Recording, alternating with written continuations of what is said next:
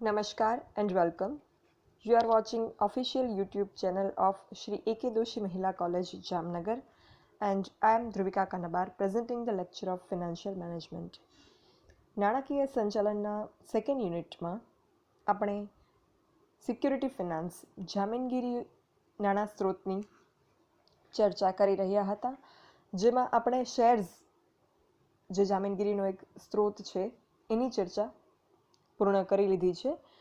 શેરમાં preference share, equity share, sweat equity share, deferred share, આ બધી જ ચર્ચા જે છે એ આપણે પૂરી કરી લીધી છે. હવે આપણે ડિબેન્ચર્સ એના ઉપર ડિસ્કશન કરવાના છીએ આ સેશનમાં. ડિબેન્ચર શબ્દ જે છે એ પહેલાં તો કયા શબ્દ પરથી આવ્યો એની વાત કરીએ તો ડિબેન્ચર જે છે ઇંગ્લિશ વર્ડ છે, ગુજરાતીમાં પણ આપણે એને ડિબેન્ચર જ કહીએ છીએ. તો ઇંગ્લિશ વર્ડ જે છે એ મોસ્ટલી આપણે જોતા હોઈએ કે લેટિન ભાષાના શબ્દો પરથી આવેલા હોય છે. આ શબ્દ ડિબેન્ચર પણ લેટિન ભાષાનો શબ્દ ડિબેર ઉપરથી આવેલો છે અને ડિબેરનો અર્થ થાય દેવું.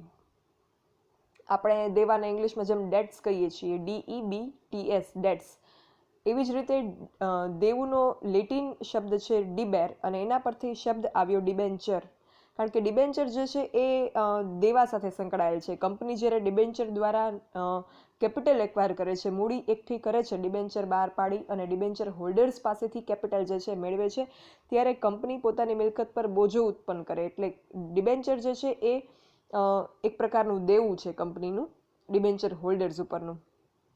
એટલે એ ડિબેર શબ્દ લેટિન ભાષાનો શબ્દ છે જેનો અર્થ થાય દેવું અને એના પરથી વર્ડ બન્યો ડિબેન્ચર.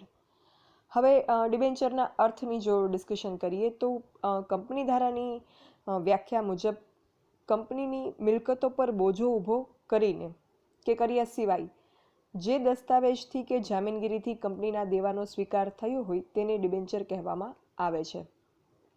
ડિબેન્ચર એક એવો દસ્તાવેજ છે કે જેનાથી કંપની નાણાં ઉછીના લે છે, કેપિટલ મેળવે છે, પણ એ ઉછીના નાણાં હોય છે. કારણ કે એના ઉપર જે છે એ કંપનીની મિલકત પર બોજો ઉત્પન્ન કરવામાં આવે છે, એટલે કે ચાર્જીસ ક્રિએટ કરવામાં આવે છે. કંપનીની અમુક મિલકત હોય એના ઉપર ચાર્જ ક્રિએટ થાય અને પછી જે છે એ ડિબેન્ચર હોલ્ડર્સ પાસેથી ઉછીના નાણાં કંપનીને પ્રાપ્ત થાય, જેનો કંપની પોતાના વહીવટમાં ઉપયોગ કરી શકે.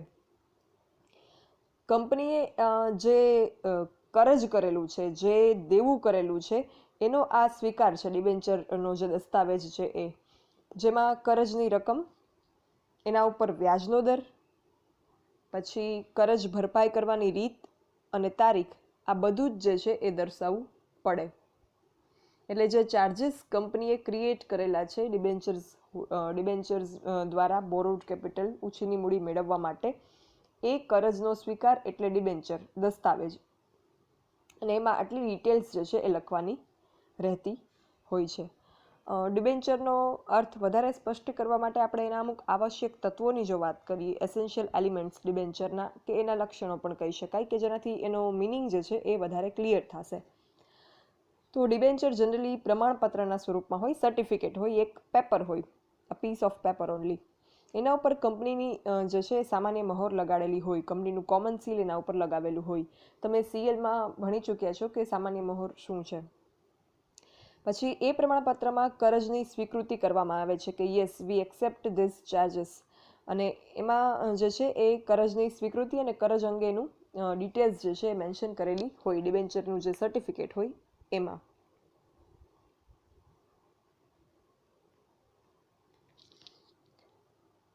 મિલકતો જે છે એના ઉપર બોજો ઊભો કરીને કે ઊભો કર્યા સિવાય કંપની ડિબેન્ચર બહાર પાડી શકે. મિલકત છે એના ઉપર ચાર્જીસ ક્રિએટ કરીને કે ન કરીને પણ જે છે કર્યા સિવાય પણ કંપની ડિબેન્ચરને બહાર પાડી શકે. અને એમાં ડિબેન્ચરમાં જે સર્ટિફિકેટ હોય એમાં નિશ્ચિત સમયે નિયત વ્યાજ ચૂકવવાની જોગવાઈઓ કરવામાં આવેલી હોય. એટલે ડિબેન્ચર ઉપર વ્યાજ મળે. જેવી રીતે શેર ઉપર શેરધારકોને ઇન્કમ સ્વરૂપે, આવક સ્વરૂપે ડિવિડન્ડ મળે છે, એવી રીતે ડિબેન્ચર ઉપર જે છે એ વ્યાજની આવક ડિબેન્ચર હોલ્ડર્સને પ્રાપ્ત થાય છે. ઇન્કમ જે છે ડિબેન્ચરની એ ઇન્ટરેસ્ટ હોય છે. અને ડિબેન્ચરમાં ડિબેન્ચર સ્ટોક અને બોન્ડનો સમાવેશ થાય છે. ડિબેન્ચર હોલ્ડર જે છે એ કંપનીના લેણદારો છે, કારણ કે કંપની જે છે એણે ઓછીની મૂડી તરીકે ડિબેન્ચર દ્વારા જે છે એ નાણાં મેળવેલા છે. એટલે ડિબેન્ચર હોલ્ડર જે છે એ કંપનીના લેણદારો બનશે. અને ડિબેન્ચર્સ જે છે એ ઘણા બધા પ્રકારના હોય છે. એ પ્રકારો આપણે આગળ ડિસ્કસ કરવાના છે, કયા પ્રકાર હોય છે એ ડિટેલમાં.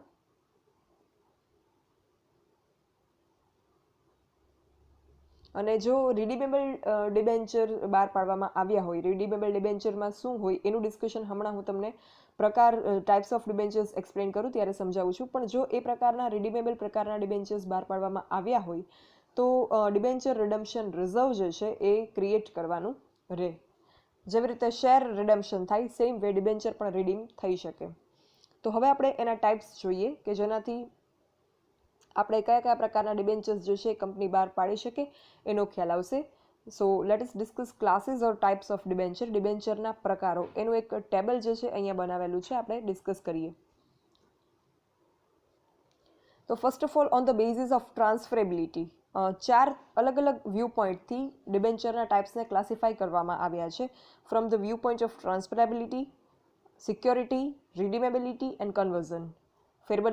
ફેરબદલીની દ્રષ્ટિએ, જામીનગીરીની દ્રષ્ટિએ, પરત કરવાની દ્રષ્ટિએ અને રૂપાંતર કરવાની દ્રષ્ટિએ. હવે ફર્સ્ટ જો ડિસ્કસ કરીએ ઓન ધ બેઝિસ ઓફ ટ્રાન્સફરેબિલિટી, ફેરબદલીની દ્રષ્ટિએ. તો ફેરબદલીની દ્રષ્ટિએ એટલે શું? તો ફેરબદલી મતલબ કે મારી પાસે કોઈ સર્ટિફિકેટ હોય અને હું તમને આપું, એક્સચેન્જ કરીએ આપણે ઇન્ટરનલ, એક વ્યક્તિ બીજી વ્યક્તિને કોઈ સર્ટિફિકેટ આપે તો એ ફેરબદલી થાય ન થાય એની દ્રષ્ટિએ જે છે એ ડિબેન્ચરના પ્રકાર અહીંયા પડે છે. એ 2 પ્રકાર પડે, રજિસ્ટર્ડ ડિબેન્ચર અને બેરર ડિબેન્ચર. નોંધાયેલ ડિબેન્ચર અને બેરર ડિબેન્ચર. ગુજરાતીમાં પણ બેરરને બેરર જ કહે છે. તો નોંધાયેલ ડિબેન્ચરની જો ડિસ્કશન કરીએ તો નોંધાયેલ ડિબેન્ચર જે છે એમાં ડિબેન્ચર હોલ્ડરનું નામ, એનું સરનામું એટલે કે એડ્રેસ કંપનીના ચોપડામાં રજિસ્ટર્ડ હોય. એટલે આવા ડિબેન્ચર જે છે એની ફેરબદલી માટે ફેરબદલી અરજી કરવી પડે અને એની સાથે ડિબેન્ચર પ્રમાણપત્ર મોકલવું પડે. અને શેર પ્રમાણપત્રની ફેરબદલીની જેમ જ એની આખી જે પ્રોસેસ છે એ કરવી પડે. એટલે એની ફેરબદલી જો તમારે કરવી હોય, હસ્તાંતરણ કરવું હોય, બીજી વ્યક્તિના નામે એને ટ્રાન્સફર કરવા હોય તો તમારે જે છે એ ફેરબદલીની અરજી કરવી પડે. અને એ આખી પ્રોસેસ કર્યા પછી જ તમારા નામે એ ડિબેન્ચર રજિસ્ટર્ડ થાય, બીજી વ્યક્તિના નામે હોય એના પરથી. નોંધાયેલ ડિબેન્ચર હોલ્ડર જે છે એમને નિયત સમયે નિયત દરે ઇન્ટરેસ્ટ વોરંટ જે છે એ આપવામાં આવે છે. ઇન્ટરેસ્ટ વોરંટ શું છે આ પણ તમે સીએલમાં શીખી ગયા છો. ઇન્ટરેસ્ટ વોરંટ જે છે એ બીજું કંઈ જ નહીં, એક પ્રકારનું સર્ટિફિકેટ હોય કે જે તમે પ્રેઝન્ટ કરીને ઇન્ટરેસ્ટની અમાઉન્ટ જે છે એ મેળવી શકો ડિબેન્ચર ઉપરના. હવે બેરર ડિબેન્ચરની વાત કરીએ તો અહીંયા ફેરબદલીની દ્રષ્ટિએ આપણે પ્રકારની વાત કરીએ છીએ. તો રજિસ્ટર્ડ ડિબેન્ચરમાં ફેરબદલી માટે ફેરબદલીની અરજી કરી અને વિધિમાંથી પસાર થવું પડે. બટ બેરર ડિબેન્ચર છે એ બહુ ઇઝી છે ફેરબદલીમાં. એ ડિબેન્ચર જે છે એ બેરર ચેક જેવા છે. બેરર ચેક કેમ? તમે જે ધારણ કરતા હોય એ એના માલિક ગણાય. મારી પાસે હોય તો ચેક મારો ગણાય, તમારી પાસે હોય તો ચેક તમારો ગણાય. બટ નામ લખેલું હોય, રજિસ્ટર્ડ કરેલું હોય તો પછી જેનું નામ હોય એનું જ નામમાં, એના જ અકાઉન્ટમાં ચેક જમા થાય, ધારણ કરનાર વ્યક્તિના નહીં. એટલે અહીંયા બેરર ડિબેન્ચર જે છે એ કેવળ હસ્તાંતરણ કરવાથી એની ફેરબદલી થઈ જાય. મારા હાથમાં હોય તો મારી પાસે, ને હું કોઈ બીજાને આપી દઉં તો એ બેરર ડિબેન્ચરના માલિક એ બની જાય. એટલે બેરર ડિબેન્ચર જે છે એની નોંધણી ક્યાંય કંપનીના ચોપડે કરવામાં આવતી નથી. જેના હાથમાં હોય એ જેના માલિક ગણાય. એટલે એની ફેરબદલી જે છે એ બહુ સરળ અને ઝડપી છે. અને આ પ્રકારના ડિબેન્ચર ઉપર વ્યાજ મેળવવા માટે ડિબેન્ચર પ્રમાણપત્રની સાથે જે છે એ વ્યાજની કૂપન આપે. એ વ્યાજની કૂપન જે છે એ બેંકમાં રજૂ કરવાથી એ ડિબેન્ચર પરનું વ્યાજ જે છે એ મળી જાય. બિકોઝ અહીંયા કંઈ રજિસ્ટ્રેશન નથી થયું એટલે ઇન્ટરેસ્ટ વોરંટ જે છે એ કોઈના નામે નહીં આવે. બિકોઝ અહીંયા નામ જ રજિસ્ટર્ડ કરવામાં આવ્યું નથી ડિબેન્ચર હોલ્ડરનું. એટલે એક કૂપન આપેલી હોય, એ કૂપન હું પ્રેઝન્ટ કરીશ બેંકમાં તો મને ઇન્ટરેસ્ટ મળી જશે, તમે પ્રેઝન્ટ કરો તો તમને મળી જાય. તો આ રીતે જે છે એ બેરર ડિબેન્ચર એક ટાઈપ છે ફેરબદલીની દ્રષ્ટિમાં. આ 2 ટાઈપ જે છે એ on the basis of transferability, transfer થઈ શકે કે નહીં એના બેઝિસ ઉપર 2 ટાઈપ છે. પછી સેકન્ડ ડિસ્કસ કરીએ on the basis of security, જામીનગીરીની દ્રષ્ટિએ. એમાં પણ 2 પ્રકાર પડે છે, સિમ્પલ ઓર અનસિક્યોર્ડ ડિબેન્ચર્સ અને મોર્ટગેજ ડિબેન્ચર, સાદા ડિબેન્ચર અને ગીરવી ડિબેન્ચર. સાદા ડિબેન્ચરની વાત કરીએ તો આ પ્રકારના ડિબેન્ચરમાં કંપની કોઈ જ જામીનગીરી નથી આપતી. That's why they are called unsecured debenture, અસલામત ડિબેન્ચર. ડિબેન્ચર બહાર પાડતી વખતે કંપની જે છે એની કોઈ મિલકતો તારણમાં આપતી નથી, એટલે ચાર્જ ક્રિએટ થતો નથી અહીંયા. આપણે જ્યારે ડિબેન્ચરનો અર્થ સમજીએ ત્યારે જે છે એ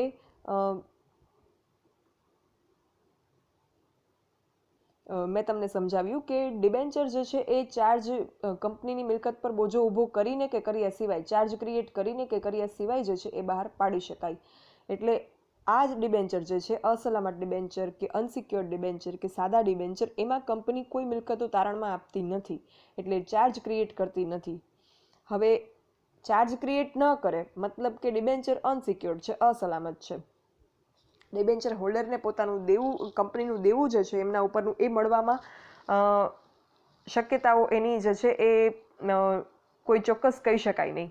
તો આવા સંજોગોમાં પ્રશ્ન એ થાય કે તો પછી એવા ડિબેન્ચર્સમાં ઉછીના નાણાં આપે કોણ? બટ યસ, જે કંપની બહુ પ્રતિષ્ઠિત હોય, પ્રતિષ્ઠા બહુ સારી હોય, નાણાકીય સ્થિતિ જે કંપનીની બહુ સદ્ધર હોય, એવી કંપની આવા ડિબેન્ચર્સ બહાર પાડે અને એવી કંપનીને જે છે એ આવા ડિબેન્ચર્સ દ્વારા ઉછીની મૂડી મળી રહે. સાદા ડિબેન્ચરમાં કંપની જે છે કોઈ તારણ આપતી નથી, એટલે એને બિન તારણવાળા કે અસલામત ડિબેન્ચર પણ કહેવામાં આવે છે. એટલે સાદા ડિબેન્ચરનું બીજું નામ બિન તારણવાળા ડિબેન્ચર્સ કે અસલામત ડિબેન્ચર્સ છે, નોન મોર્ટગેજ ડિબેન્ચર ઓર અનસિક્યોર્ડ ડિબેન્ચર્સ.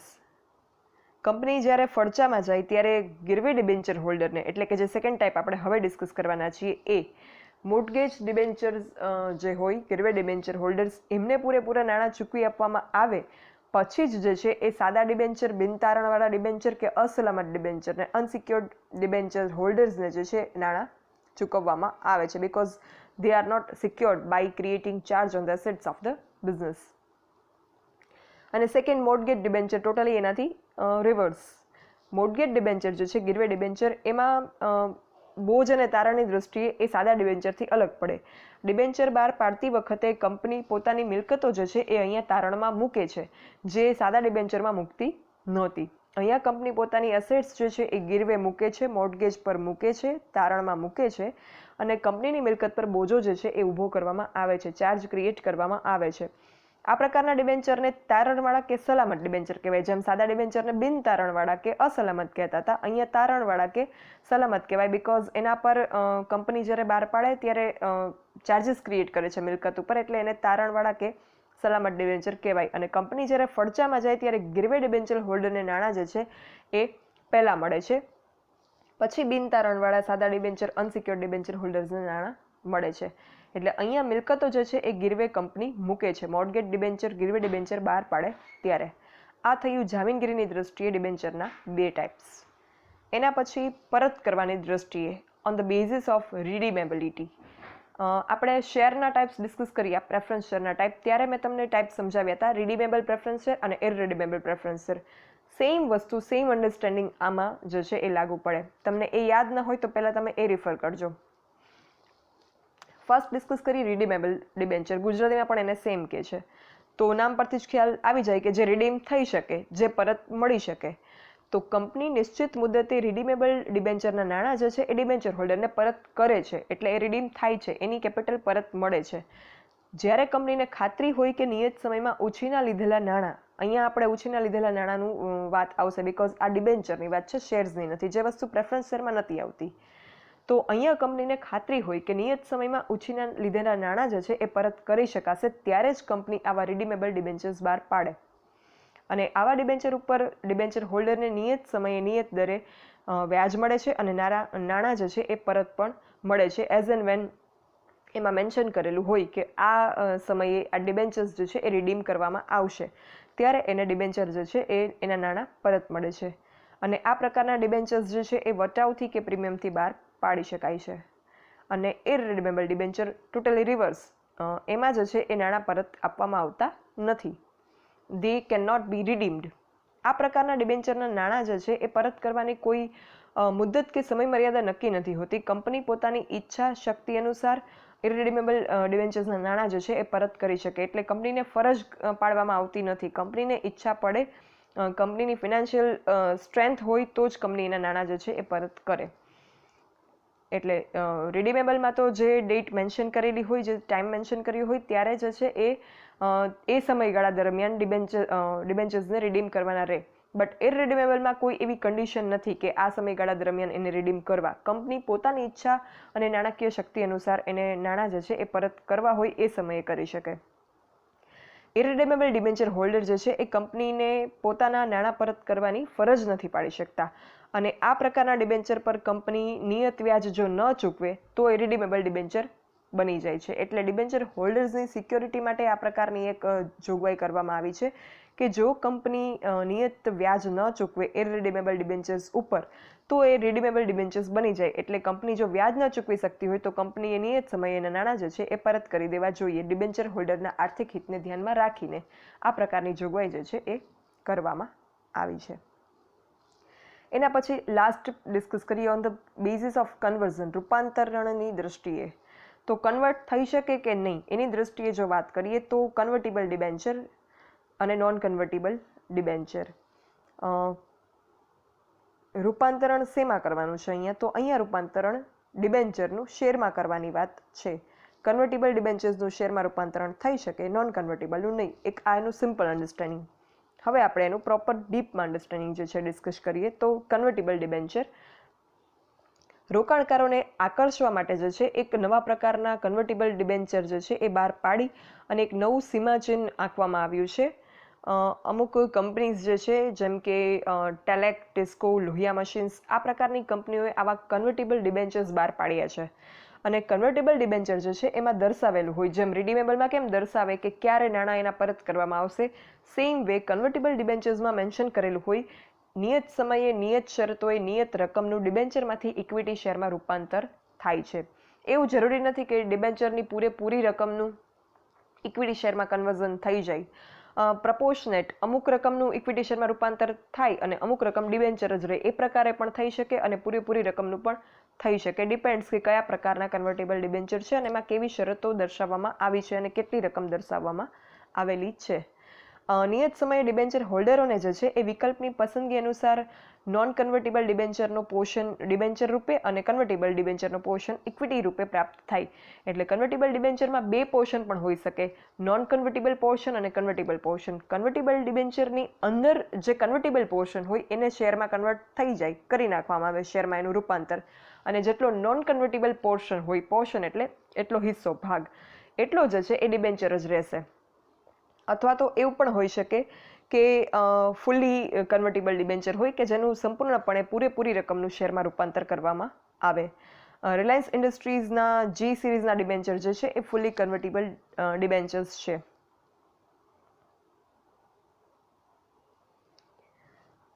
કન્વર્ટેબલ ડિબેન્ચર જે છે એ બહાર પાડવા માટે અમુક શરતો મૂકવામાં આવી છે. તો એ શરતોની જો વાત કરીએ તો કેટલા સમયમાં, કયા સમયે ડિબેન્ચરનું રૂપાંતર કરવામાં આવશે એ સમય કન્વર્ટેબલ ડિબેન્ચરમાં મેન્શન કરવો પડે.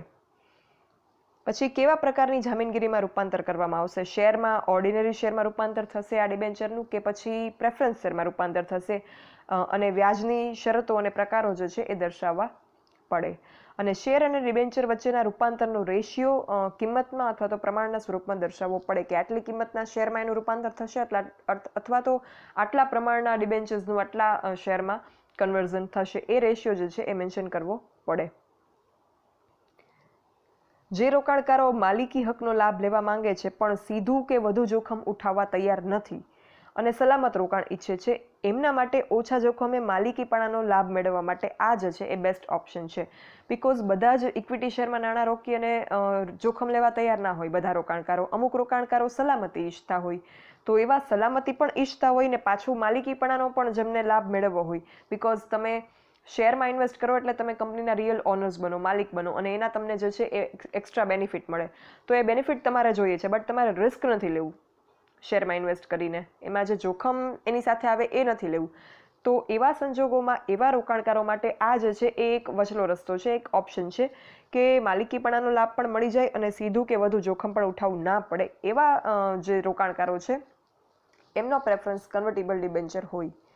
કન્વર્ટેબલ ડિબેન્ચર જે છે એના અમુક ફાયદા છે, એ જો જોઈએ તો કંપની એક તો ઓછા વ્યાજના દરે કન્વર્ટેબલ ડિબેન્ચર ઓફર કરે એટલે એને વ્યાજ ઓછું ચૂકવવું પડશે કંપનીને આવા ડિબેન્ચર ઉપર, અને છતાંય લોકો આવા ડિબેન્ચરમાં ઇન્વેસ્ટ કરશે રોકાણકારો.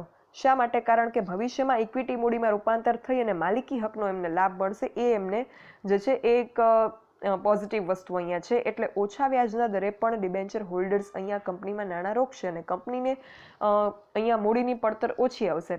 ડિબેન્ચર પર કંપનીને જે વ્યાજ ચૂકવવું પડે એ કહેવાય મૂડીની પડતર. ડિબેન્ચર દ્વારા એને મૂડી મળે છે, નાણાં મળે છે કંપનીને, અને બદલામાં એ વ્યાજ ચૂકવે છે. તો એ જે ખર્ચ થાય છે મૂડી મેળવવાનો, મૂડીની જે પડતર આવે છે, કોસ્ટ ઓફ કેપિટલ આવે છે, એ કંપનીને ઓછી ભોગવવી પડશે. બિકોઝ આવા પ્રકારના ડિબેન્ચર ઉપર ઇન્ટરેસ્ટ રેટ ઓછું રાખશો છતાં પણ રોકાણકારો જે છે એ ઇન્વેસ્ટ કરશે. બિકોઝ એમને જે છે એ ઓનરશિપ રાઇટ્સ, માલિકીપણાના હકો આગળ ઉપર મળશે. જ્યારે ડિબેન્ચર શેરમાં કન્વર્ટ થશે ત્યારે એ વસ્તુમાં વધારે ઇન્ટરેસ્ટ હોય છે, વધારે રસ હોય છે. એટલે ઓછા રેટ ઓફ ઇન્ટરેસ્ટથી પણ આવા ડિબેન્ચર જે છે એમાં રોકાણકારો નાણાં રોકશે. બીજું, કન્વર્ટેબલ ડિબેન્ચરનું ઇક્વિટી શેરમાં રૂપાંતર થશે. એટલે શેર દીઠ કમાણીમાં જે છે એ બહુ મોટો ફરક ના પડે. જ્યારે ઇક્વિટી શેર મૂડી બહાર પાડવામાં આવે તો એમાં જે છે એ ગુણોત્તર બદલાઈ જાય. અને ડિબેન્ચરના વ્યાજનો જે છે એ ખર્ચ તરીકે ટેક્સમાંથી મુક્તિ મળે. કંપનીને જે છે એ ડિબેન્ચરનું ઇન્ટરેસ્ટ જે ચૂકવવું પડતું હોય એને ટેક્સમાંથી બાદ મળે, અને મૂડીની પડતર જે છે એનાથી ઘટી જાય. અને સીધા જ જો ઇક્વિટી શેરમાંથી નાણાં પ્રાપ્ત કરવામાં આવે તો આ લાભ ન મળે. એટલે પહેલાં ડિબેન્ચર દ્વારા કંપની નાણાં બહાર પાડે, થોડા સમય સુધી ડિબેન્ચર પર વ્યાજ ચૂકવે કે જેમાંથી જે વ્યાજ અને ટેક્સમાંથી બાદ મળશે, અને પછી જો એને શેરમાં કન્વર્ટ કરે તો એટલા સમય સુધી એને જે છે એ કરમાંથી રાહત મળશે, અને પછી જે છે એને નાણાં જે છે એ આગળ ઉપર પણ મળી રહેશે. અને ડાયરેક્ટ જો શેર બહાર પાડીને નાણાં ભેગા કરશે તો કંપનીને આ ટેક્સમાંથી બાદ મળવાનો જે ફાયદો છે એ મળશે નહીં. બીજું કે જ્યારે માલિક મૂડીનું બજાર ખરાબ ચાલતું હોય ત્યારે આ ઓપ્શન સારો છે, શ્રેષ્ઠ વિકલ્પ છે. એટલે જ્યારે લોકો શેર્સમાં ઇન્વેસ્ટ કરવા ન માંગતા હોય, જ્યારે એમ લાગે કે શેરમાં ઇન્વેસ્ટ કરવાથી ડિવિડન્ડ નહીં મળે, માર્કેટ ડાઉન છે, તો એવા સંજોગોમાં આ જે છે એ સારો ઓપ્શન છે.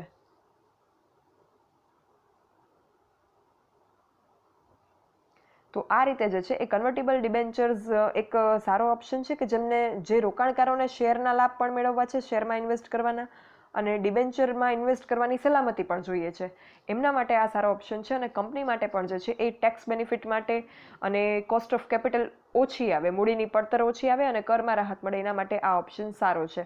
એટલે કંપની અને રોકાણકાર બંને માટે જે છે એ આ ઓપ્શન સારો છે. હવે જો વાત કરીએ નોન કન્વર્ટેબલ ડિબેન્ચર્સની. નોન કન્વર્ટેબલ ડિબેન્ચર નામ પરથી જ ખ્યાલ આવી જાય, totally opposite to convertible debenture. આવા ડિબેન્ચર જે છે એની કોઈ પણ રકમનું ઇક્વિટી શેરમાં રૂપાંતર થતું નથી. They cannot be converted into shares.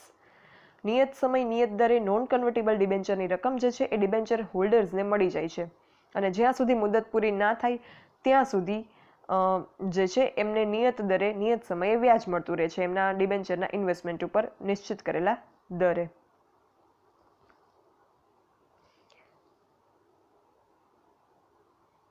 સો આ જે છે એ આટલા ટાઈપ્સ ડિબેન્ચરના આપણે ડિસ્કસ કર્યા. હવે ડિબેન્ચર દ્વારા મૂડી મેળવવાથી એકમને ફાયદા શું થાય એની જો આપણે ચર્ચા કરીએ.